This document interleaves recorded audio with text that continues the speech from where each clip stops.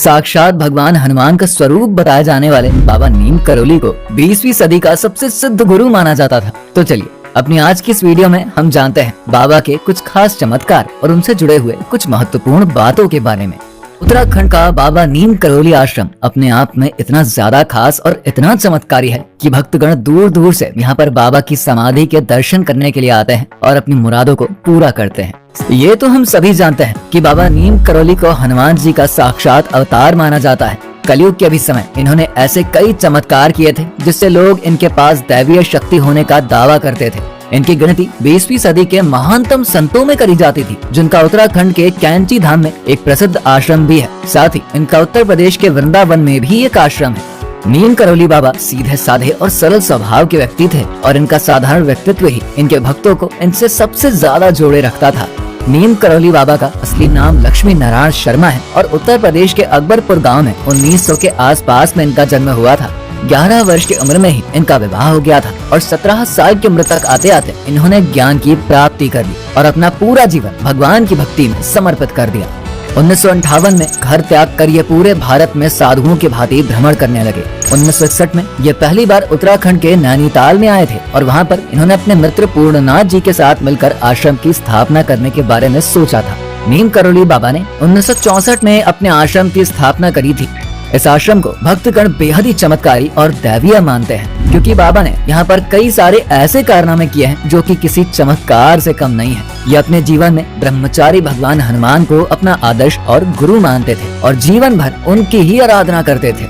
इन्होंने अपने पूरे जीवन काल में लगभग 108 हनुमान जी के मंदिरों का निर्माण करवाया था। इनके कई अनुयायी ऐसा बताते हैं कि बाबा को मिली ये सिद्धियां पवन पुत्र हनुमान जी को पूजने के कारण ही मिली थी। खैर, ऐसा नहीं है कि बाबा के भक्त सिर्फ भारत में ही सीमित है, बल्कि इनके भक्त विदेशों में भी हैं और कई बड़े बड़े बिजनेस टाइकून से लेके बॉलीवुड और हॉलीवुड के कई दिग्गज हस्तियां भी इनके भक्त हैं। इनसे जुड़ी एक कथा है जो कि इनके भक्तों के बीच में काफी ज्यादा प्रसिद्ध मानी जाती है। बाबा का नाम नीम करोली पड़ने के पीछे भी एक प्रमुख कहानी है। कुछ लोग बताते हैं कि एक बार बाबा ट्रेन के फर्स्ट क्लास के कंपार्टमेंट में यात्रा कर रहे थे, लेकिन जब टीसी ने उनका टिकट चेक किया तो उनके पास टिकट नहीं था। ऐसे में टीसी ने उन्हें नीम करोली स्टेशन पर उतार दिया, लेकिन बाबा यहीं पर अपना चिमटा गाड़ कर बैठ गए और जब ट्रेन को ग्रीन सिग्नल मिलने के बाद स्टेशन से आगे ले जाने की कोशिश करी गई तो ट्रेन अपनी जगह से 1 इंच भी नहीं हिली। तब लोकल मजिस्ट्रेट के कहने पर टीसी ने बाबा से माफी मांगते हुए उन्हें ट्रेन में वापस लिया और उनके ट्रेन में चढ़ते ही ट्रेन अपनी जगह से चलने लगी। बस यहीं से बाबा का नाम नीम करोली वाले बाबा पड़ गया। ऐसा कहा जाता है कि जब एक भंडारे में घी कम पड़ गया था तब बाबा ने बहते नदी के जल को एक पात्र में भरकर कहा था कि इसे ले जाकर इस्तेमाल करो। जब लोगों ने उस पात्र को खोला तो उसमें का पानी घी बन चुका था। बाबा के चमत्कार की एक और कहानी है जो कि उनके भक्तों के बीच में काफी ज्यादा प्रसिद्ध मानी जाती है। बाबा के भक्त ये कहते हैं कि जब उनके दरबार में आया एक भक्त धूप से काफी ज्यादा परेशान हो गया था, तब बाबा ने उसकी परेशानी को समझते हुए उसके सर पर बादल की छतरी प्रकट कर दी थी। ये सिर्फ कुछ ऐसे चमत्कार हैं जिनका जिक्र हम यहाँ पर आपसे कर रहे हैं, लेकिन असल मायने में बाबा के चमत्कारों के ऊपर एक किताब भी लिखी जा चुकी है जिसका नाम है मिरेकल ऑफ लव। इस किताब में बाबा ने कैसे कैसे अनोखे चमत्कार किए हैं और भक्तों के ऊपर आए संकटों का निवारण किया है, इन तमाम बातों का जिक्र मिलता है।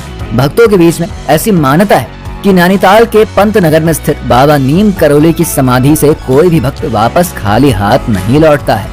जो भी भक्त यहाँ पर अपनी कैसी भी मुराद लेकर आता है उसकी मुराद देर सवेर पूरी जरूर हो जाती है। वृंदावन के आश्रम में बाबा ने अपने शरीर का त्याग किया था, लेकिन इनकी समाधि नैनीताल में बनी हुई है। बाबा के उत्तराखंड वाले आश्रम को कैंची धाम के नाम से इसलिए भी जाना जाता है क्योंकि यहाँ का टेढ़ा मेढ़ा रास्ता, जो कि कई मोड़ और सकरे रास्तों से होकर बाबा के आश्रम तक पहुँचता है, बिल्कुल कैंची जैसा ही है। इसीलिए इसे कैंची धाम के नाम से जानते हैं। बाबा के भक्त आज भी बेहद ही दूर दूर से यहाँ पर बाबा की समाधि के दर्शन के लिए आते हैं और अपनी मनमांगी मुराद बाबा के दर से पूरा करते हैं। वैसे क्या आपने कभी बाबा के कैंची धाम के दर्शन किए हैं? हमें कमेंट में जरूर बताइए। वीडियो पसंद आई हो तो इसे लाइक और शेयर करके हमारे चैनल को सब्सक्राइब करना बिल्कुल ना भूलें।